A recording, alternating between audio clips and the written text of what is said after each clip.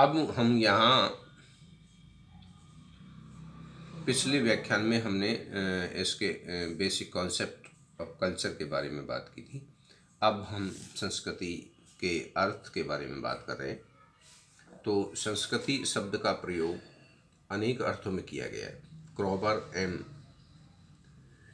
क्लोखोन ने संस्कृति की परिभाषाओं का संकलन कर बताया है कि इस शब्द की 108 परिभाषाएं हैं।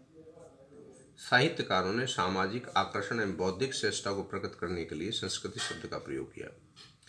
प्रसिद्ध आलोचक एवं कवि मैथ्यू आर्नोल्ड जीवन के प्रकाश एवं कोमलता को संस्कृति कहते हैं। कई समाजशास्त्रियों ने समाज के बौद्धिक नेताओं के लिए सांस्कृतिक अभिजात शब्द का प्रयोग किया है।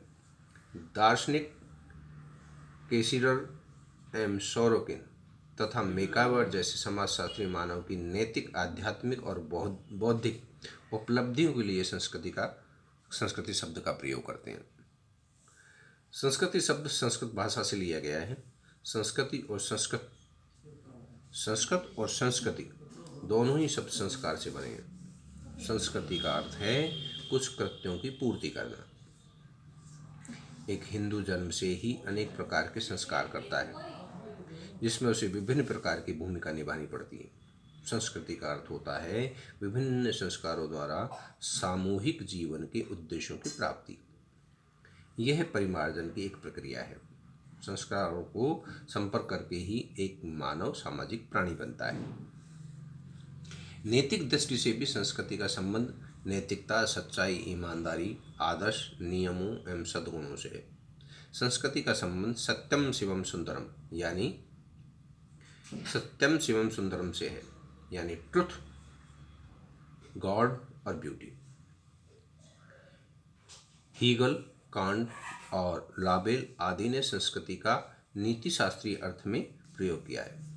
इस अर्थ में संस्कृति का संबंध उन वस्तुओं से है जो मानव जीवन को आनंद प्रदान करती हैं, जो सुंदर है, जो ज्ञान से संबंधित है, जो सत्य है और मानव के लिए कल्याणकारी एवं मूल्यवान है। नीति शास्त्र में संस्कृति शब्द का प्रयोग धार्मिक एवं नैतिक गुणों से युक्त आचरण के लिए किया जाता है। तो मानव शास्त्र में संस्कृति शब्द का प्रयोग भिन्न अर्थों में हुआ है।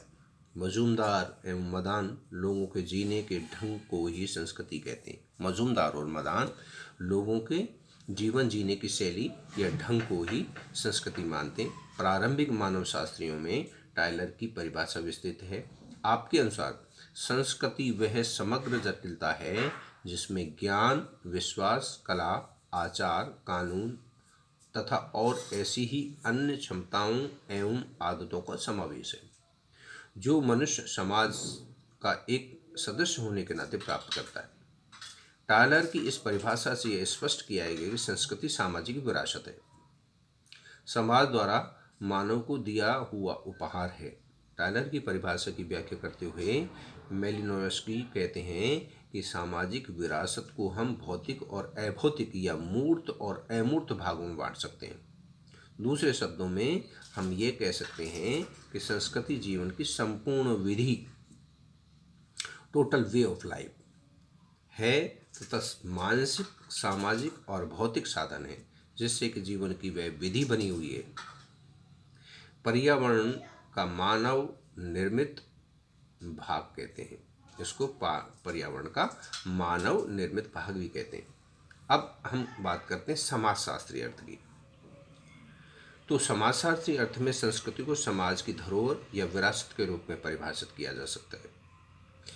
समाज द्वारा निर्मित भौतिक एवं अभौतिक दोनों पक्षों को संस्कृति में सम्मिलित करते हुए रॉबर्ट बिल्ट लिखते हैं, संस्कृति वह संपूर्ण जटिलता है जिसमें सभी वस्तुएं सम्मिलित हैं जिन पर हम विचार करते हैं,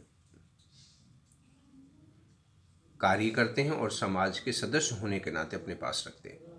वे पुनः लिखते हैं, इसके अंतर्गत हम जीवन जीने, कार्य करने एवं विचार करने के सभी तरीकों को सम्मिलित करते हैं जो एक पीढ़ी से दूसरी पीढ़ी को हस्तांतरित होते हैं।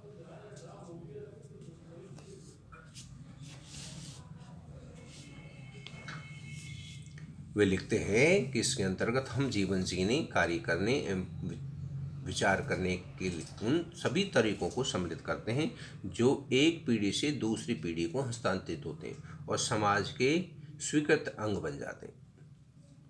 इस तरह संस्कृति वह संसार है जिसमें एक व्यक्ति जन्म से लेकर मृत्यु तक निवास करता है, चलता है, फिरता है और अस्तित्व को बनाए रखता है। संस्कृति को सामाजिक विरासत के रूप में स्वीकृत किया गया है। संस्कृति में केवल अभौतिक पक्षों को ही सम्मिलित करते हैं। कौन? मेकाइवर।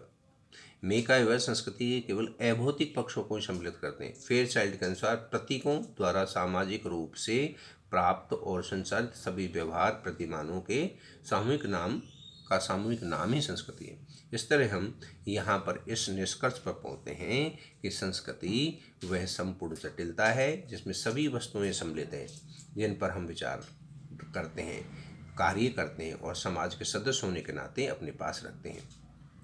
इसके अंतर्गत हम जीवन जीने, कार्य करने, विचार करने उन सभी तरीकों को सम्मिलित करते हैं जो एक पीढ़ी से दूसरी पीढ़ी को हस्तांतरित होते हैं। समाज के, संस्कृति के वो अंग बन जाते हैं। तो इस तरह संस्कृति एक जीवन जीने का ढंग है। संस्कृति जीवन जीने का एक तरीका है जो एक पीढ़ी दूसरी पीढ़ी को हस्तांतरित करती है।